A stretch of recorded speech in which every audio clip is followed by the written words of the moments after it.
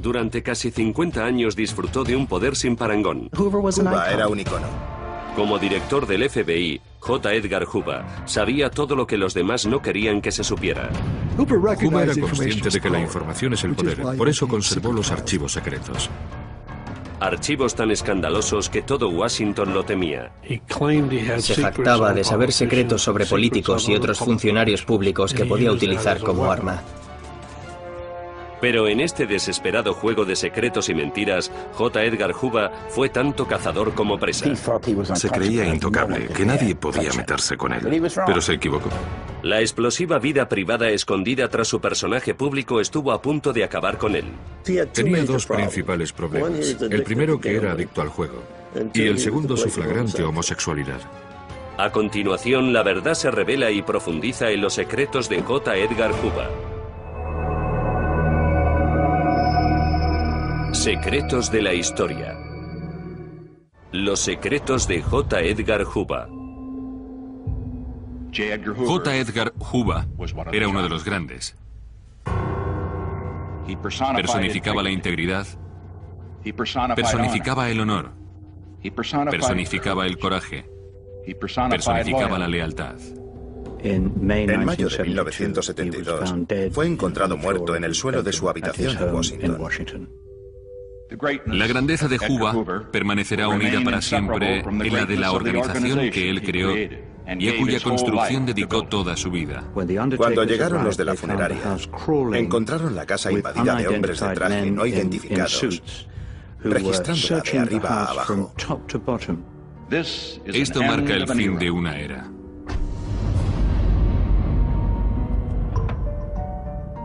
Al gobierno le aterrorizaban los posibles secretos que Hoover conservara sobre ellos. J. Edgar Hoover construyó un imperio dentro de la administración estadounidense, un imperio cimentado sobre la información. Durante cerca de 50 años, Hoover fue un personaje que desbordó la realidad, más famoso que las estrellas de cine y más poderoso quizá que los propios presidentes. Pero Hoover era un hombre que trataba con secretos oscuros y que albergaba los suyos propios. Ahora, décadas después de su muerte, y gracias a la desclasificación de los que fueran archivos confidenciales, los historiadores e investigadores criminales empiezan a encajar las piezas del rompecabezas de la vida secreta del padre del moderno FBI.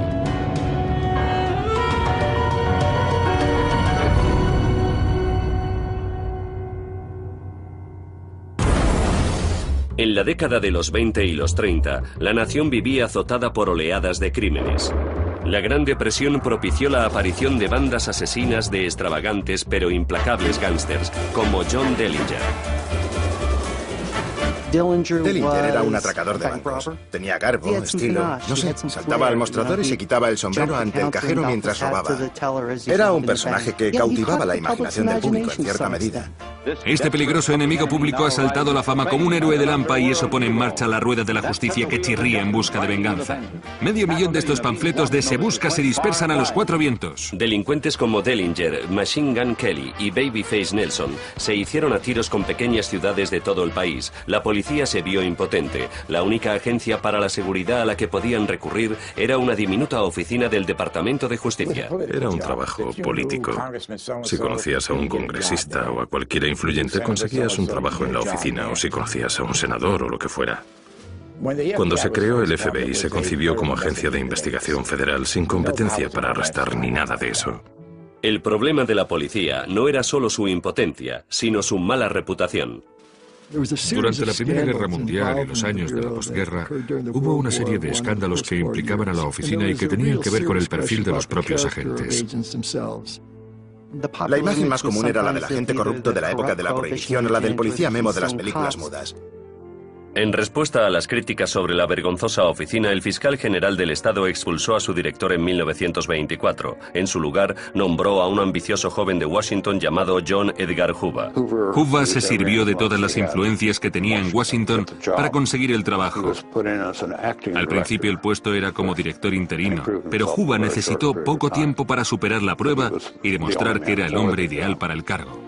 Aún no contaba con 30 años, pero el trabajo parecía hecho a su medida. Juba representaba la catarsis que necesitaban en la oficina, pero su llegada significó también la imposición de normas muy estrictas, destinadas a crear una nueva imagen de agente honrado, un individuo sin tacha. Como resultado de todas esas normas, surgió una organización sometida a un estricto control. A los 10 años, Juba y su modernizada fuerza de lucha contra el crimen habían matado o capturado a los gángsters más buscados del país, incluido el enemigo público número 1, John Dellinger. El joven jefe del FBI estaba en el foco de todas las miradas. Había adquirido rango de estrella. En la imaginación de los estadounidenses surgía un nuevo icono: los agentes del FBI de Juba, reemplazando a los antiheroicos gángsters. Los agentes del FBI en la escena del asesinato. Un caso experimental en el laboratorio para la detección del crimen. La imagen de la oficina cambió radicalmente. El agente del FBI era alguien capaz de luchar con los puños y utilizar el cerebro para resolver las investigaciones criminales. La oficina estaba también equipada con un laboratorio de alta tecnología y un registro con las identificaciones de todos los criminales conocidos del país. Juba se sirvió de su nueva influencia política para convertir al FBI en el mejor cuerpo de seguridad del mundo. Por supuesto, a la cabeza de todo, el agente número 1 del mundo, J. Edgar Hoover. Pero la nueva imagen del FBI no llegó por casualidad. Juba tenía un departamento de relaciones públicas más dotado que el de cualquier actor o actriz de Hollywood. Su trabajo consistía en no dejar que pasara un solo día sin que el nombre del FBI y el de Juba aparecieran en los periódicos. Era la oficina de investigación de Juba. Tenía un departamento entero, llamado División de Registro de Criminales, que debería haberse llamado Departamento de Publicidad de Juba. Si el objetivo final era mejorar la imagen del FBI, la estrategia estaba clara. La oficina sería sinónimo de un hombre, J. Edgar Hoover. Controlaba la prensa, las reglas del juego con la prensa. Tú les filtras algo y ellos quedan en deuda contigo, por tanto no lo critican. Todo el mundo creía a J. Edgar asombroso. J. Edgar Hoover era como, no sé, como el mismísimo Dios. Quiero hacer hincapié en que el FBI es una agencia tan cercana al ciudadano como el teléfono más próximo. Pertenece a los ciudadanos y busca su protección en todos los asuntos de su competencia. Nada más empezar en el FBI, cuando asumió el cargo hizo un buen trabajo. Lo convirtió en una agencia eficaz, respetada por todo el mundo. Seguramente la convirtió en uno de los mejores cuerpos de seguridad existentes. Pero ya por entonces, ni yo ni nadie en Estados Unidos conocíamos las actividades extraoficiales en las que participaba. Algunas de estas actividades comenzaron cuando Estados Unidos se enroló en la Segunda Guerra Mundial. El presidente Roosevelt autorizó al FBI de Juba para la colaboración de escuchas y vigilancia electrónica en los casos en los que se considerara necesario para la seguridad nacional. Eso le dio a Juba licencia para hacer uso a su antojo de la vigilancia, las escuchas y los registros ilegales, lo que el FBI daba en llamar Black Bag Jobs. Podía aprovechar la vigilancia para sus propios intereses, y eso abrió la puerta al abuso generalizado contra las libertades civiles. A la era de la Guerra Fría nos referimos como a la era McCarthy, pero creo que sería más apropiado denominarla Hooverismo en lugar de macartismo. Los mismos agentes de la oficina decidían quién constituía una amenaza para la seguridad nacional. El resultado fue el seguimiento generalizado de los ciudadanos estadounidenses, pero el alcance de Juba se extendió más allá de la caza de espías y hasta las habitaciones de todo el país. Dirigiendo las competencias de investigación del FBI hacia los adúlteros y los homosexuales, Juba emprendió una cruzada para defender la virtud moral. Era una de las cosas que más le obsesionaban junto al comunismo. Quiso erigirse en la conciencia de la nación. Pero fue una propuesta muy arriesgada para Juba. Él mismo fue objeto de rumores sobre su propia relación con el número 2 del FBI, Clyde Tolson. Durante una época en que la homosexualidad estaba condenada, Juba quiso proyectar una imagen pública moralmente impoluta. En 1937 la oficina empezó a recoger información sobre actividades homosexuales. Por supuesto, Juba era un auténtico homófobo. Quería identificar a todos y cada uno de los homosexuales de Estados Unidos. Para detectar a los homosexuales, Juba autorizó un programa secreto cuyo nombre en clave era Desviados Sexuales. El objetivo de este programa era determinar dentro de los empleados del gobierno federal qué individuos eran homosexuales. La homosexualidad estaba fuera de la jurisdicción del FBI. No era un delito federal, pero Juba alegó que los homosexuales suponían una amenaza para la seguridad nacional. En los 40 y los 50, cuando a Estados Unidos le preocupaba especialmente la posibilidad de la invasión soviética, se creía, y había pruebas que avalaban la hipótesis, que los homosexuales eran más vulnerables al posible chantaje de los soviéticos para hacer lo que fuera. Para Juba, si alguien parecía sospechoso o era vulnerable al chantaje, era responsabilidad del FBI investigarlo. Los avances en las técnicas de vigilancia darían a los agentes de Juba aún más acceso a las vidas privadas de los amigos y enemigos de este, incluidos los propios presidentes a cuyo servicio trabajaban. Bajo la dirección de J. Edgar Hoover, el FBI recogió información de miles de estadounidenses. Los archivos secretos custodiados por Hoover eran la clave para descifrar el secreto de su inmenso poder. Pero permanecían envueltos en misterio. Estos archivos se mantenían en un sistema aparte de los archivos centrales del FBI, bien por su carácter secreto o porque contuviesen información obtenida ilegalmente. Cuando Hoover murió en 1972, su secretaria personal, Helen Gandy, quiso destruir los documentos más sensibles que Hoover había conservado durante décadas. No sabemos cuánto sabría ella sobre la vida privada de Hoover. Fue su secretaria durante unos 40 años y él jamás la llamó Helen. Siempre fue señorita Gandhi. Estuvo con él casi desde el principio y protegía a su director como una fiera. Aquel día, consciente de que los archivos dejaban de ser posesión de Hoover, se le plantearía el complicado dilema de qué hacer con ellos. Nadie sabe cuántos archivos destruyó Gandhi ni qué contenían exactamente, lo cual ha alimentado las peores teorías de conspiración. Lo que pudo rescatarse llevaría a quienes después lo examinaron a concluir que la suciedad en la vida privada de Hoover era tal que parecía una cloaca. Por su parte, el FBI niega que Hoover conservara archivos secretos sobre estadounidenses influyentes con el fin de chantajearlos. Gandhi declaró que eran documentos como correspondencia personal con amigos, cosas de negocios y de ese tipo, que no se trataba de archivos sucios sobre todos y cada uno de los miembros del Congreso o de la élite política de Washington, que era lo que tendía a pensar la gente cuando se hablaba de los archivos secretos de Hoover. Pero los historiadores y los investigadores que han estudiado los registros de la agencia afirman que los archivos de Hoover contenían mucho más de lo que Helen Gandhi admitió.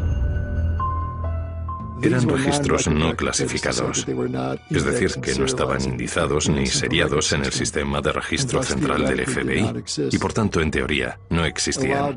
Eso permitió al FBI negar rotundamente que el FBI estuviera haciendo lo que en realidad estaba haciendo. Puede que no sepamos todo lo que contenían los archivos secretos de Hoover. Lo que sí sabemos y muy bien es el sistema que los agentes del FBI utilizaban para recabar la información. Bill Turner fue agente del FBI en los 50 con Hoover y recibió entrenamiento para realizar actividades de vigilancia ilegal. En 1958 me seleccionaron para ir a la escuela de sonido del FBI. La escuela de sonido era ilegal. Respondía a un programa destinado a formar en el arte y el oficio de colocación de micrófonos, escuchas y allanamientos de morada. Hoover utilizaba estos métodos porque eran la forma más rápida de conseguir información que no podía obtener de otra manera. Turner participó en los llamados Black Bag Jobs.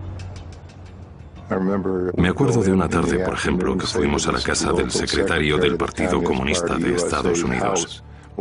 Cuando él estaba trabajando, cogimos una cámara para documentos y fotografiamos la lista de miembros del partido. Por supuesto, no podíamos utilizarlo en un tribunal de justicia porque lo habíamos obtenido ilegalmente, pero nos servía para señalarnos con precisión quiénes eran los afiliados. Con el tiempo se impone una cultura de impunidad en la oficina que encaja con la actitud. Si puedes hacerlo sin que te pillen, hazlo. Hoover se escapó porque nadie sabía de ello. Nadie sabía de ello porque las pruebas se guardaban en los archivos secretos de Hoover. Theoharis ha apelado a la ley de la libertad de información para acceder a más de 17.000 páginas de archivos que no se destruyeron después de la muerte de Hoover y que presentan una fascinante imagen del director. Los archivos de Juba nos presentan al director del FBI como un refinado burócrata que entendía perfectamente cómo funcionaba el poder. Nos cuentan también que al tiempo que proyectaba una imagen de hombre deferente, casi servil, en algunos casos con los presidentes, era en realidad un hombre que solo se molestaba por él, que servía a sus propios intereses. La agenda de Juba siempre se centró en aumentar el poder del FBI y mantener su propia influencia dentro de la agencia. Pero esa agenda no siempre coincidía con la de los presidentes para quienes trabajaba. Dejemos que el mundo avance para amigos y enemigos. Pasemos la antorcha a la nueva generación de estadounidenses. En 1960, mientras J. Edgar Hoover a sus 65 años se acercaba a la edad de jubilación obligatoria, John F. Kennedy, de 43, era elegido presidente. Ahora Hoover tendría que informar directamente al hermano pequeño del presidente, Robert, el fiscal general. Robert Kennedy quería ejercer su autoridad sobre el director del FBI, una autoridad que nadie había ejercido desde los 40. Hoover estaba acostumbrado a ser su propio jefe, y de repente aparece este mequetrefe que no hacía más que ejercer su derecho como fiscal general. Dadas las circunstancias, la relación entre Robert Kennedy y J. Edgar Hoover no podía ser más que tensa. Hoover llevaba 35 años dirigiendo el FBI, pero de repente su futuro se presenta incierto. Corrían rumores de que los Kennedy querían destituirlo. Pero no podían echarlo, porque Hoover conocía los secretos de los Kennedy. Cuando llegó a sus oídos que trataban de destituirlo como director del FBI, simplemente se presentó a JFK, el presidente de los Estados Unidos, en su despacho y le dijo: «Si me haces esto, mira lo que voy a decir de ti». Hoover tenía mucho que decir de Kennedy, mucha información que el FBI había acumulado con los años de vigilancia del político mujeriego. Los romances de John F. Kennedy no le podían resultar muy beneficiosos, ni desde el punto de vista moral privado, ni, más importante aún, desde el punto de vista de la seguridad. Era algo que podía haber puesto en un compromiso al presidente. Hoover se centró en un romance que Kennedy mantuvo en 1942 cuando servía en la Armada. La mujer era una periodista del corazón llamada Inga Arvad. El interés del FBI en Arvad se explicaba porque supuestamente era una espía alemana, pero se trataba de una suposición mucho más allá de lo razonable. Decidieron seguirla y como resultado de las escuchas obtuvieron una conversación entre Arvad y John Kennedy, mantenida en Charleston, Carolina del Sur. Basándose en esa conversación, el FBI puso micrófonos por toda la habitación del hotel que Kennedy y Arvad utilizaban para sus encuentros. En 1960, la investigación Arvad adquirió una nueva dimensión, cuando Kennedy fue nombrado candidato demócrata a la presidencia. Hoover transfirió la carpeta de Arvad a su archivo oficial y confidencial.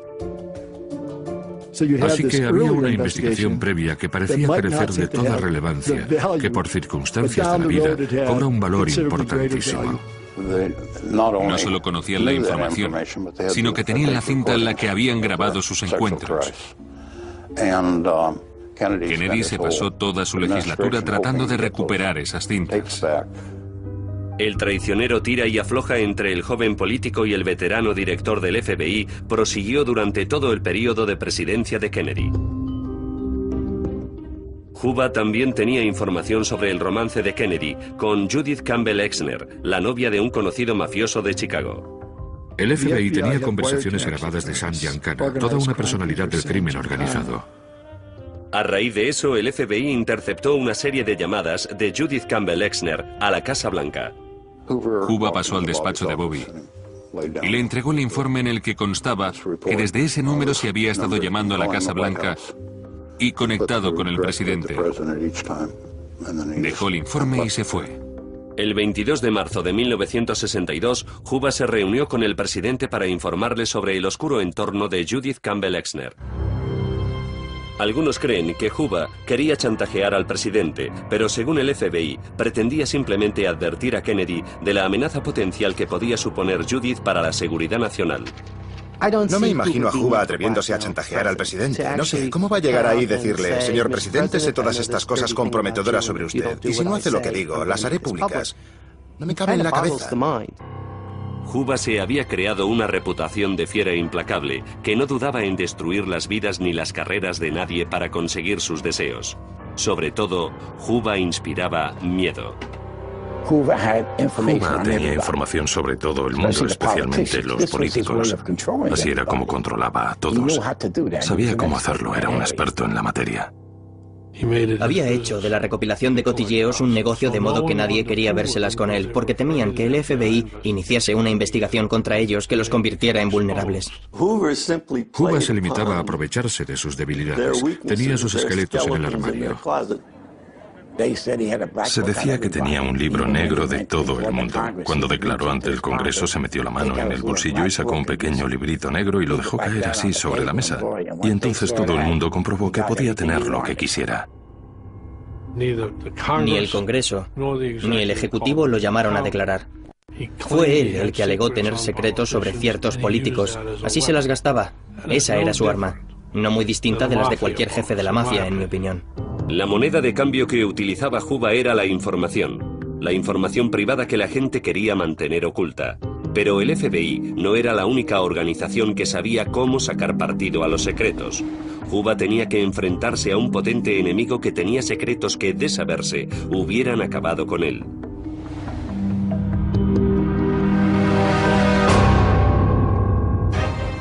Mientras Juba convertía el FBI en el mejor cuerpo de seguridad del mundo, una violenta organización criminal conquistaba niveles sin precedentes de poder e influencia, la mafia estadounidense.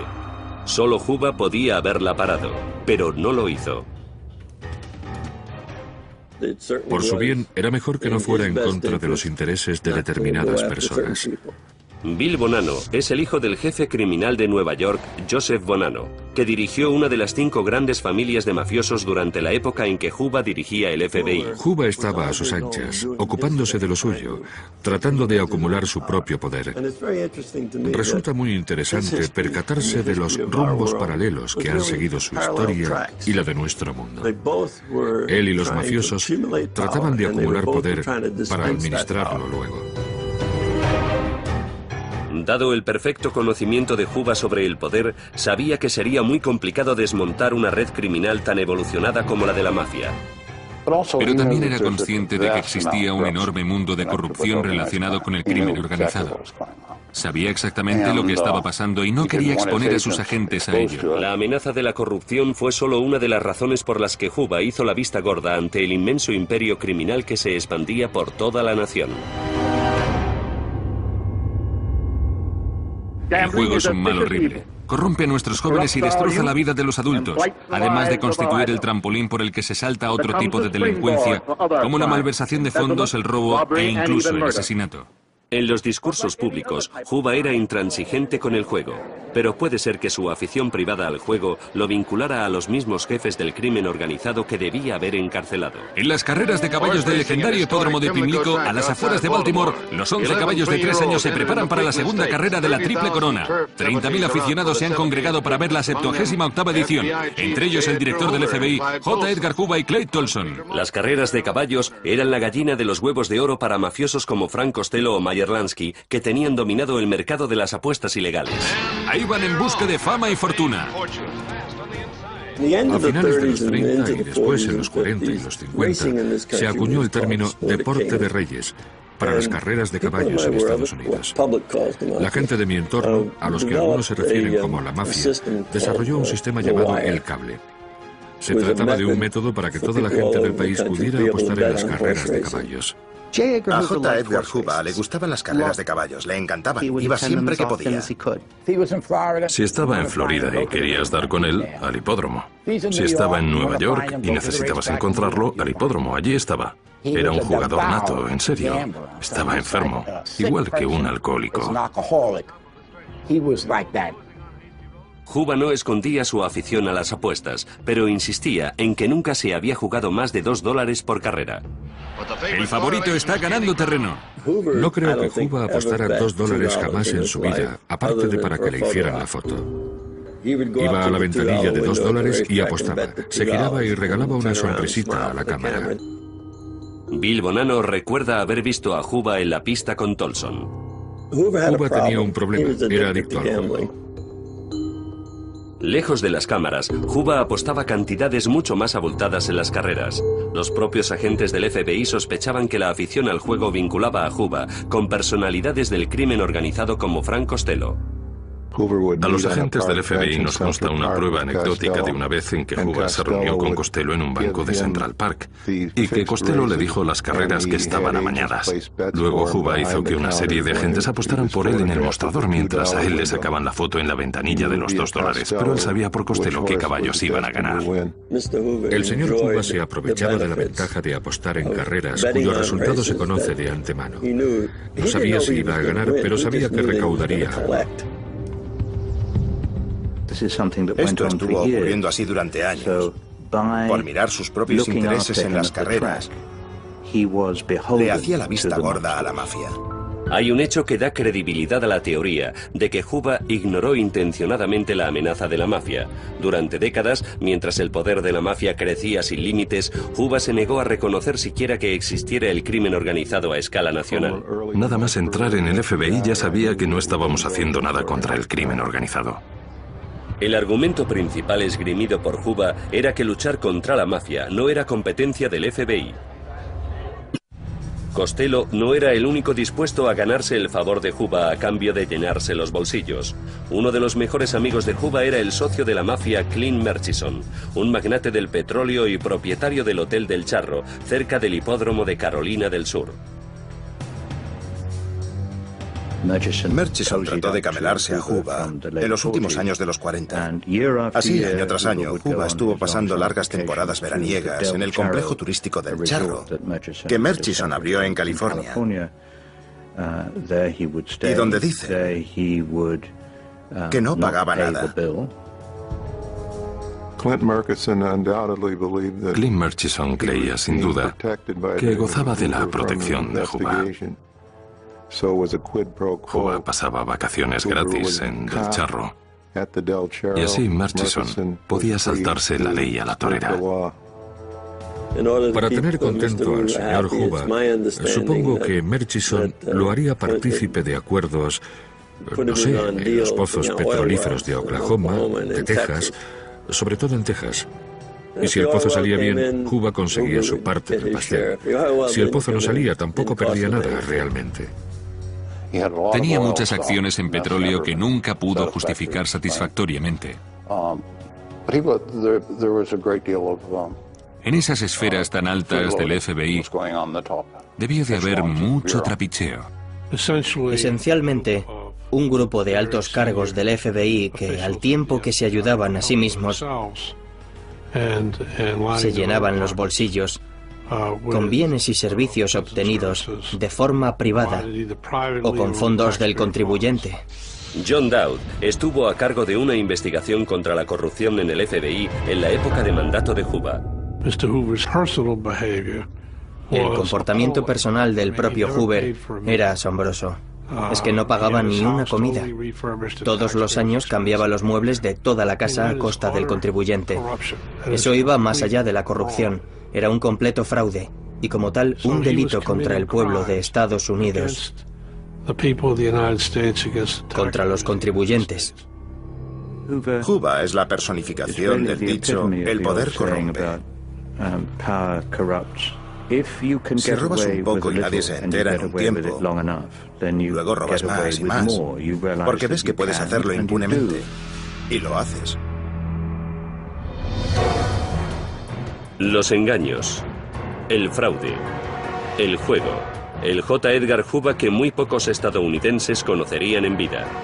Pero seguramente Hoover tuvo que hacer apuestas mucho más arriesgadas cuando su reservada vida privada puso en juego toda su reputación. Arreglando las carreras para él y velando por Hoover en los hipódromos, la mafia sabía algo sobre Hoover, pero casi con toda seguridad que eso no era lo único que sabían de él.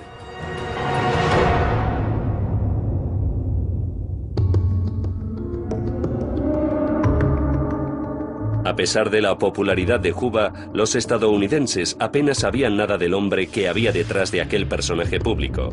El lado oscuro del jefe del FBI podía esconder secretos mucho más perjudiciales para él que su afición al juego o sus relaciones con la mafia. A pesar de su imagen de tipo duro, Hoover no era en absoluto un mujeriego. Desde finales de los 30, a Hoover empieza a vérsele con el hombre que se convertiría en su compañía masculina constante para el resto de su vida. Era Clyde Tolson. Huba y Tolson se conocían desde los 20, cuando Huba lo contrató para el FBI.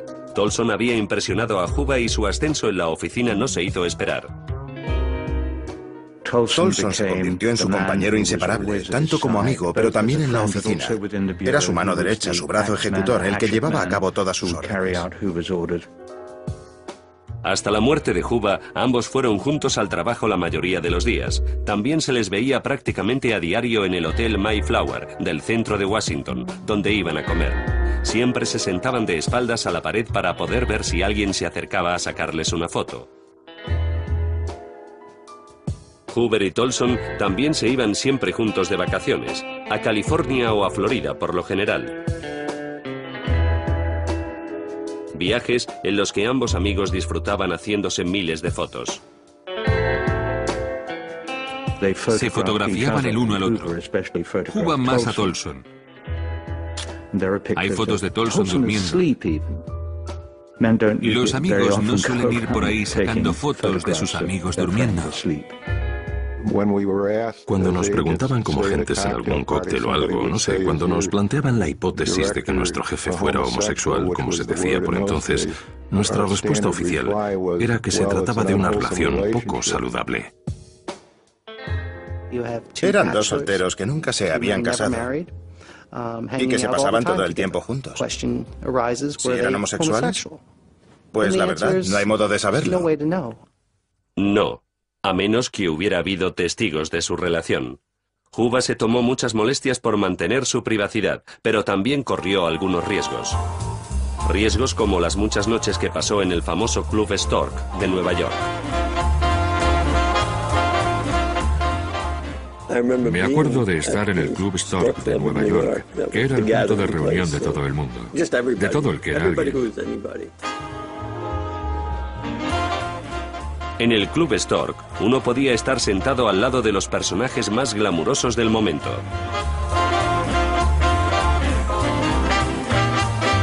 Pero también era un lugar peligroso para J. Edgar Hoover. El club estaba dirigido por un excontrabandista con vínculos muy estrechos con la mafia y en particular con Frank Costello, conocido como el primer ministro de Lampa.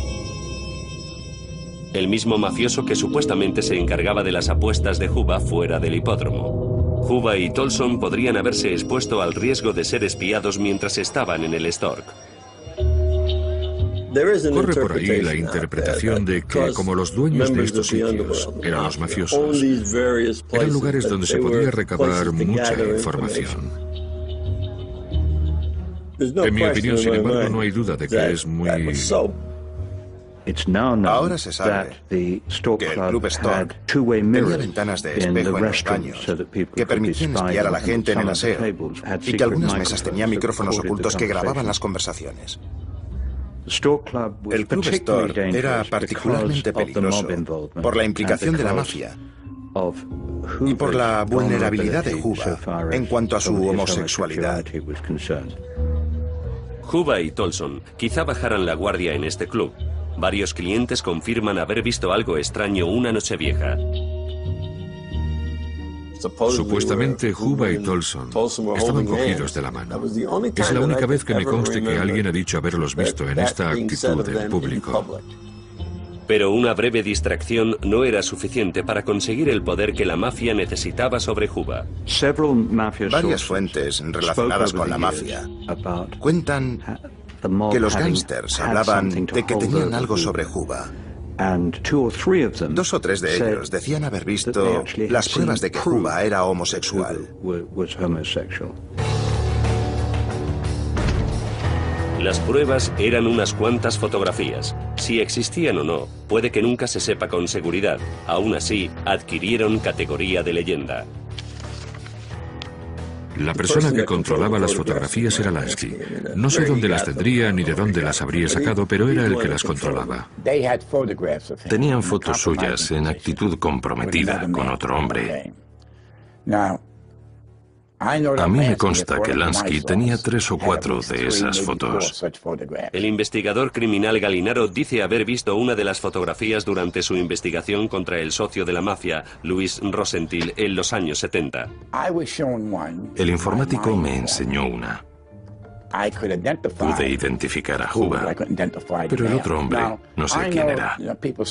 Sé que mucha gente dirá que las fotos pueden trucarse, que hoy hay medios para hacer miles de cosas, pero bueno, a mí que no soy un experto en fotografía, me parecieron auténticas.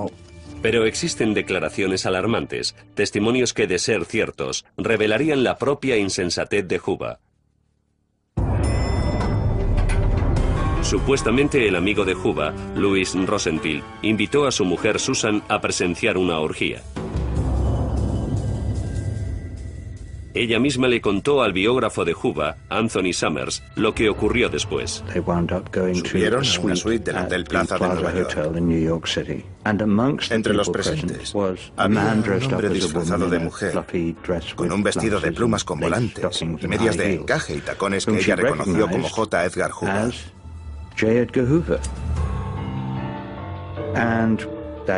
Esa noche, dos chicos de unos 19 años fueron llamados a la habitación para practicar juegos sexuales con el director del FBI, ataviado de mujer. En la foto que yo vi estaba vestido de drag, de pie, en la habitación, con una peluca y un vestido negro de volantes. Me acuerdo perfectamente.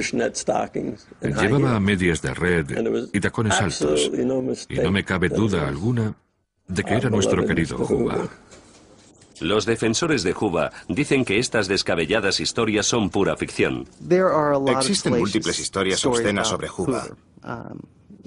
Curiosamente, todas han aparecido después de su muerte.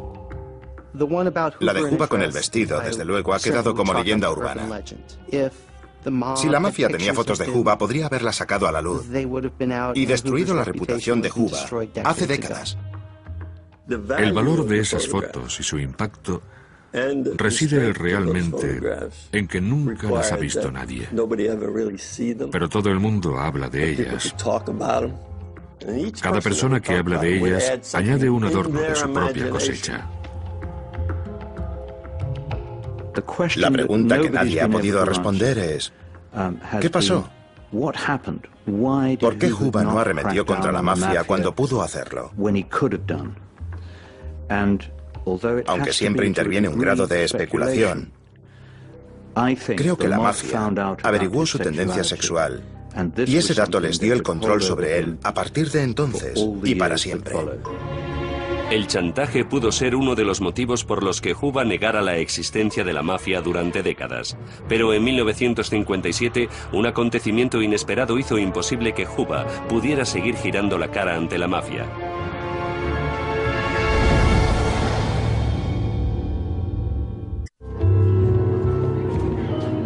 En los 50, la mafia había conquistado grandes cuotas de poder en Estados Unidos.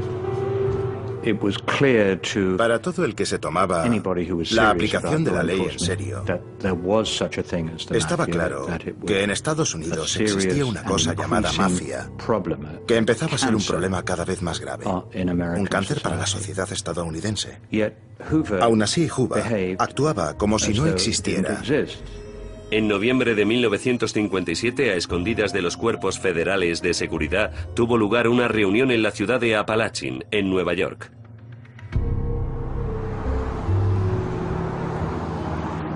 Los cabecillas de las familias de la mafia de todo el país se reunieron en casa de Joseph Barbera.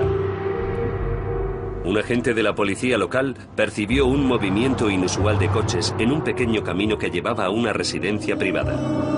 Empezó entonces a apuntar los números de las matrículas. Cuando los participantes de la reunión se dieron cuenta de que habían levantado las sospechas de la policía, muchos de ellos escaparon.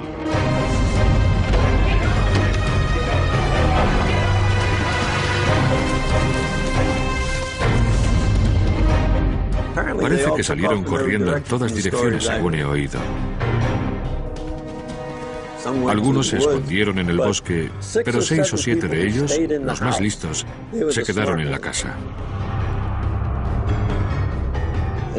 Aquella redada resultó crucial para fijar el objetivo y llamar la atención sobre aquello que los estadounidenses llamaban la mafia.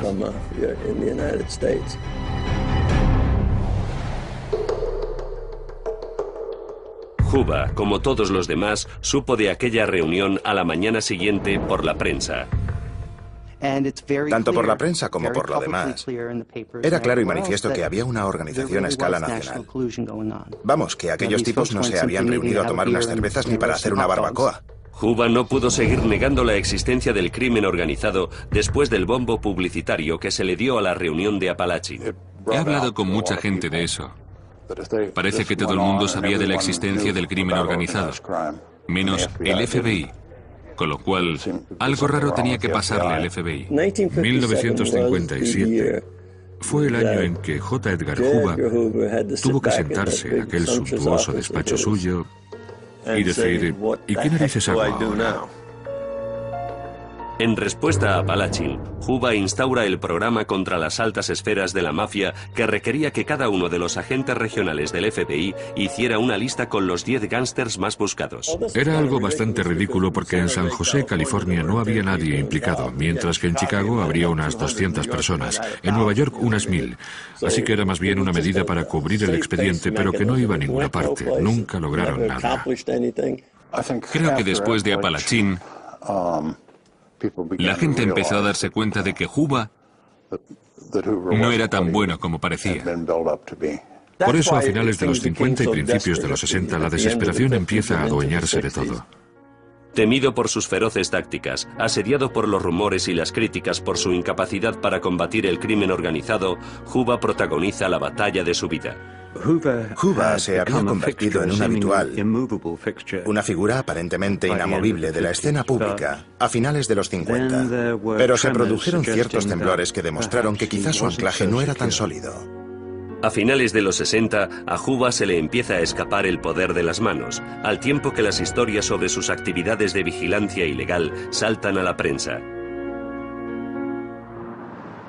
Yo, Richard Milhouse Nixon, juro solemnemente que cumpliré fielmente con mi función de presidente de los Estados Unidos con la ayuda de Dios. Juba necesitaba un amigo en la Casa Blanca y creyó que había llegado con la elección de Richard Nixon, un antiguo aliado anticomunista de los 50. Pero el nuevo presidente se demostraría demasiado anárquico y falto de escrúpulos incluso para Juba. A medida que avanzaba la legislatura, aumentaba la presión sobre Juba para hacer más, cosas más infames, que pusiera más micrófonos, más vigilancia ilegal. Juba previó los problemas que todo eso traería consigo y para salvarse las espaldas trató de distanciarse de la presidencia. Nixon quería que Juba siguiera practicando el tipo de vigilancia ilegal sobre la que había construido su carrera. Nixon no podía creerse que Juba no hiciera para él lo que sí hacía para sí mismo. Así que surgió el debate dentro de la Casa Blanca de Nixon en cuanto a si Juba era demasiado cuidadoso y si el FBI no estaba llevando a cabo el tipo de investigaciones que la administración quería. La gente del círculo de Nixon terminó por convencerlo de que había llegado el momento de plantearle a Juba su retirada como director del FBI. Desde la perspectiva de la Casa Blanca, Juba había dejado de ser un activo. Después de 46 años, quizá había llegado la hora de irse. Juba fue invitado a desayunar con el presidente y la gente del Departamento de Justicia. Todos allí sentados esperaban el momento del anuncio oficial de la Casa Blanca. Pero el anuncio no llegó. Sencillamente porque Nixon, que nunca tuvo mucha iniciativa para echar a la gente, no se atrevió a hacerlo. Por mi experiencia personal puedo decir que es un hombre que nunca ha servido al partido, sino al país y merece que se le reconozca por eso.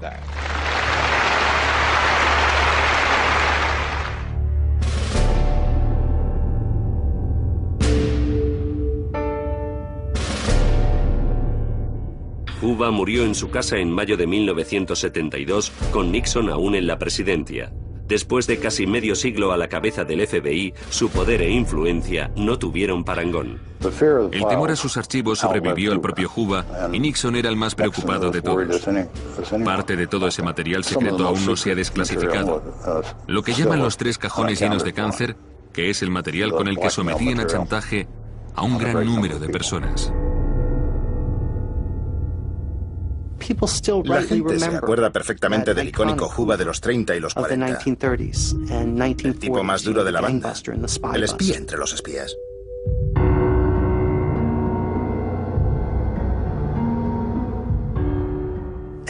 Si bien las sospechas recientes no han dejado de ennegrecer y afear esa reputación.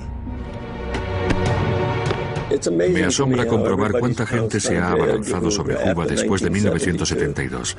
Me pregunto dónde estaban todos ellos antes. Fue un proceso de erosión paulatina. La gente empezó a pensar que quizá todo lo que les habían vendido durante tantos años sobre la infalibilidad y la perfección del FBI no era cierto. Lo que ha salido a la luz sobre los abusos de poder de Juba, sus ataques a las libertades civiles y la presión que ejercía contra los políticos ha empañado su reputación.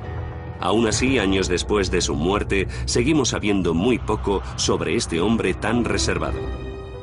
Cuando murió Juba, Tolson quedó como la viuda de hecho, públicamente y desde luego en privado.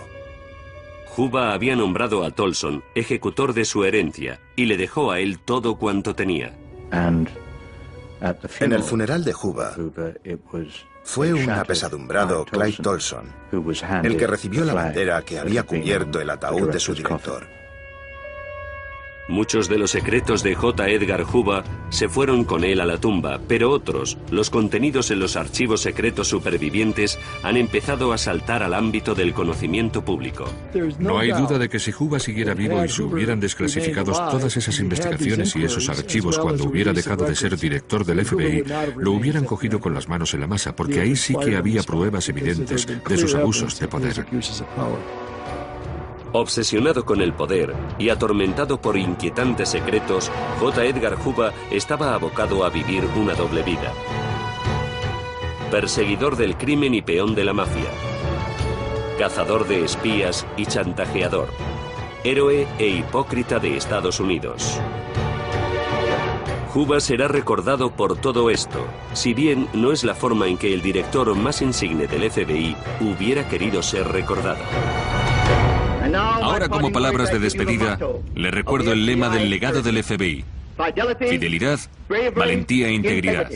Espero que sean fieles a él como nosotros lo fuimos y que sean ejemplos de ello como nosotros tratamos de serlo. Gracias.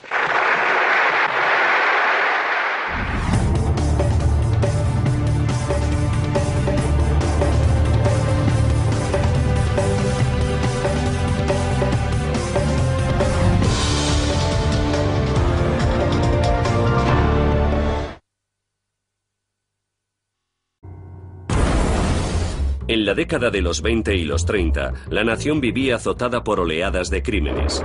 La Gran Depresión propició la aparición de bandas asesinas de extravagantes pero implacables gángsters, como John Dillinger. Dillinger era un atracador de bancos. Tenía garbo, estilo, no sé, saltaba al mostrador y se quitaba el sombrero ante el cajero mientras robaba.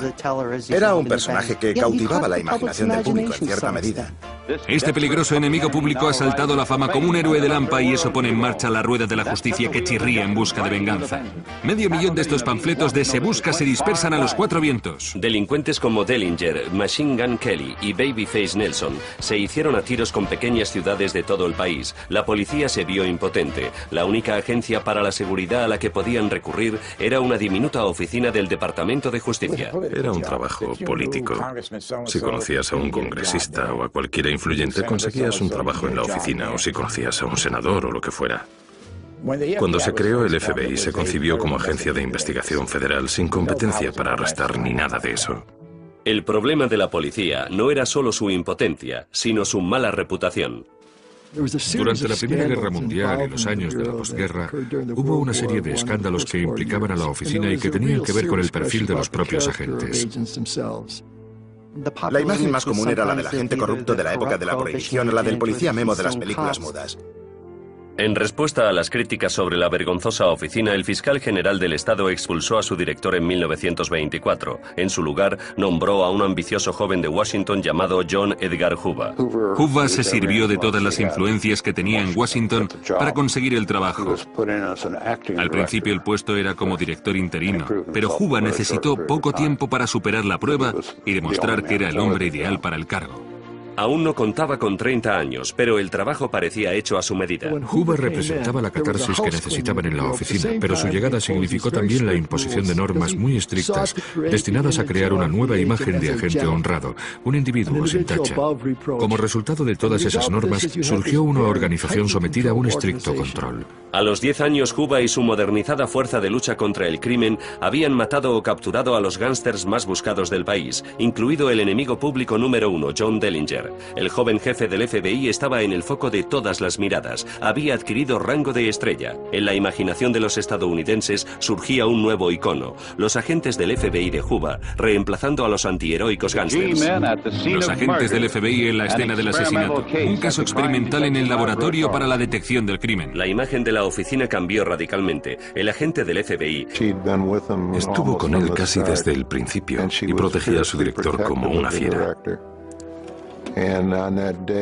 Aquel día, consciente de que los archivos dejaban de ser posesión de Hoover, se le plantearía el complicado dilema de qué hacer con ellos. Nadie sabe cuántos archivos destruyó Gandhi ni qué contenían exactamente, lo cual ha alimentado las peores teorías de conspiración. Lo que pudo rescatarse llevaría a quienes después lo examinaron a concluir que la suciedad en la vida privada de Hoover era tal que parecía una cloaca. Por su parte, el FBI niega que Hoover conservara archivos secretos sobre estadounidenses influyentes con el fin de chantajearlos.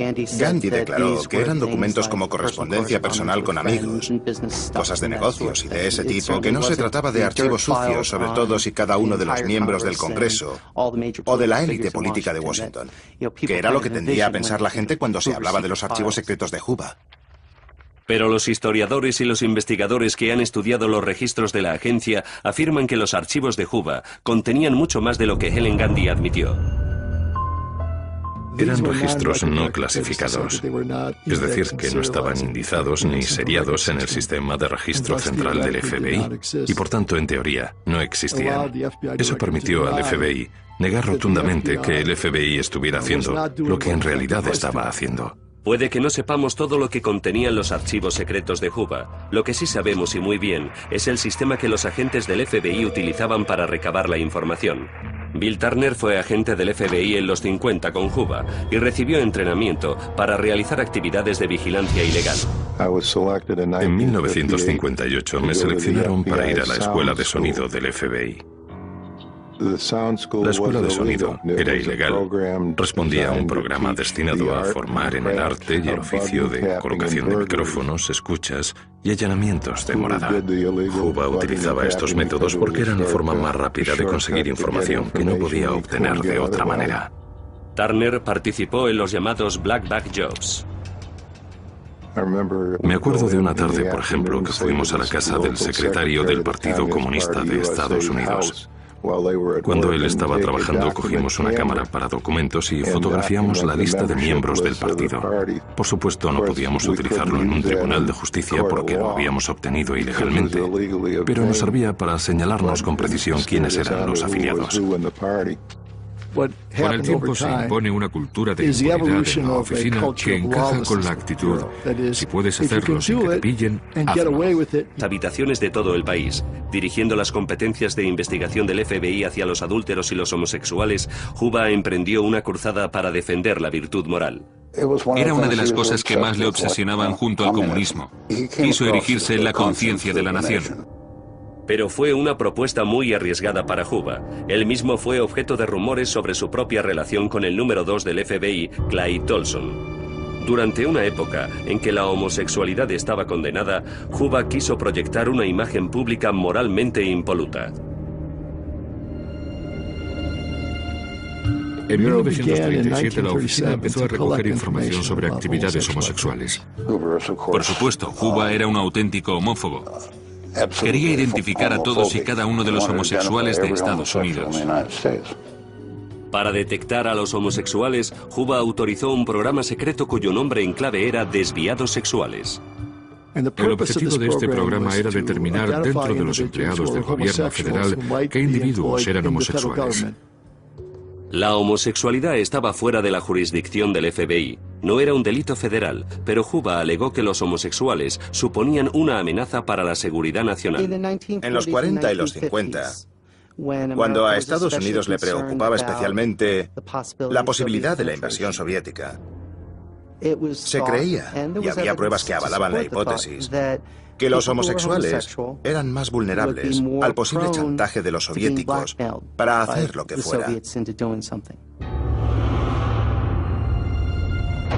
Para Hoover, si alguien parecía sospechoso o era vulnerable al chantaje, era responsabilidad del FBI investigarlo. Los avances en las técnicas de vigilancia darían a los agentes de Hoover aún más acceso a las vidas privadas de los amigos y enemigos de este, incluidos los propios presidentes a cuyo servicio trabajaba. Bajo la dirección de J. Edgar Hoover, el FBI recogió información de miles de estadounidenses. Los archivos secretos custodiados por Hoover eran la clave para descifrar el secreto de su inmenso poder. Pero permanecían envueltos en misterio. Estos archivos se mantenían en un sistema aparte de los archivos centrales del FBI, bien por su carácter secreto o porque contuviesen información obtenida ilegalmente. Cuando Hoover murió en 1972, su secretaria personal, Helen Gandy, quiso destruir los documentos más sensibles que Hoover había conservado durante décadas. No sabemos cuánto sabría ella sobre la vida privada de Hoover. Fue su secretaria durante unos 40 años y él jamás la llamó Helen. Siempre fue señorita Gandhi. Era alguien capaz de luchar con los puños y utilizar el cerebro para resolver las investigaciones criminales. La oficina estaba también equipada con un laboratorio de alta tecnología y un registro con las identificaciones de todos los criminales conocidos del país. Hoover se sirvió de su nueva influencia política para convertir al FBI en el mejor cuerpo de seguridad del mundo. Por supuesto, a la cabeza de todo el agente número 1 del mundo, J. Edgar Hoover. Pero la nueva imagen del FBI no llegó por casualidad. Hoover tenía un departamento de relaciones públicas más dotado que el de cualquier actor o actriz de Hollywood. Su trabajo consistía en no dejar que pasara un solo día sin que el nombre del FBI y el de Hoover aparecieran en los periódicos. Era la oficina de investigación de Hoover. Tenía un departamento entero llamado División de Registro de Criminales, que debería haberse llamado Departamento de Publicidad de Hoover. Si el objetivo final era mejorar la imagen del FBI, la estrategia estaba clara. La oficina sería sinónimo de un hombre, J. Edgar Hoover. Controlaba la prensa, las reglas del juego con la prensa. Tú les filtras algo y ellos quedan en deuda contigo. Por tanto, no lo critican. Todo el mundo creía a J. Edgar asombroso. J. Edgar Hoover era como el mismísimo Dios. Quiero hacer hincapié en que el FBI es una agencia tan cercana al ciudadano como el teléfono más próximo. Pertenece a los ciudadanos y busca su protección en todos los asuntos de su competencia. Nada más empezar en el FBI, cuando asumió el cargo hizo un buen trabajo. Lo convirtió en una agencia eficaz, respetada por todo el mundo. Seguramente la convirtió en uno de los mejores cuerpos de seguridad existentes. Pero ya por entonces, ni yo ni nadie en Estados Unidos conocíamos las actividades extraoficiales en las que participaba. Algunas de estas actividades comenzaron cuando Estados Unidos se enroló en la Segunda Guerra Mundial. El presidente Roosevelt autorizó al FBI de Hoover para la colaboración de escuchas y vigilancia electrónica en los casos en los que se considerara necesario para la seguridad nacional. Eso le dio a Hoover licencia para hacer uso a su antojo de la vigilancia, las escuchas y los registros ilegales, lo que el FBI daba en llamar Black Bag Jobs. Podía aprovechar la vigilancia para sus propios intereses, y eso abrió la puerta al abuso generalizado contra las libertades civiles. A la era de la Guerra Fría nos referimos como a la era McCarthy, pero creo que sería más apropiado denominarla hooverismo en lugar de macartismo. Los mismos agentes de la oficina decidían quién constituía una amenaza para la seguridad nacional. El resultado fue el seguimiento generalizado de los ciudadanos estadounidenses, pero el alcance de Hoover se extendió más allá de la caza de espías y hasta las... Durante casi 50 años disfrutó de un poder sin parangón. Hoover era un icono. Como director del FBI, J. Edgar Hoover sabía todo lo que los demás no querían que se supiera. Hoover era consciente de que la información es el poder, por eso conservó los archivos secretos. Archivos tan escandalosos que todo Washington lo temía. Se jactaba de saber secretos sobre políticos y otros funcionarios públicos que podía utilizar como arma. Pero en este desesperado juego de secretos y mentiras, J. Edgar Hoover fue tanto cazador como presa. Se creía intocable, que nadie podía meterse con él, pero se equivocó. La explosiva vida privada escondida tras su personaje público estuvo a punto de acabar con él. Tenía dos principales problemas. El primero, que era adicto al juego, y el segundo, su flagrante homosexualidad. A continuación, la verdad se revela y profundiza en los secretos de J. Edgar Hoover. Secretos de la historia. Los secretos de J. Edgar Hoover. J. Edgar Hoover era uno de los grandes. Personificaba la integridad, personificaba el honor, personificaba el coraje, personificaba la lealtad. En mayo de 1972, fue encontrado muerto en el suelo de su habitación en Washington. La grandeza de Hoover permanecerá unida para siempre en la de la organización que él creó y a cuya construcción dedicó toda su vida. Cuando llegaron los de la funeraria, encontraron la casa invadida de hombres de traje no identificados, registrándola de arriba a abajo. Esto marca el fin de una era. Al gobierno le aterrorizaban los posibles secretos que Hoover conservara sobre ellos. J. Edgar Hoover construyó un imperio dentro de la administración estadounidense, un imperio cimentado sobre la información.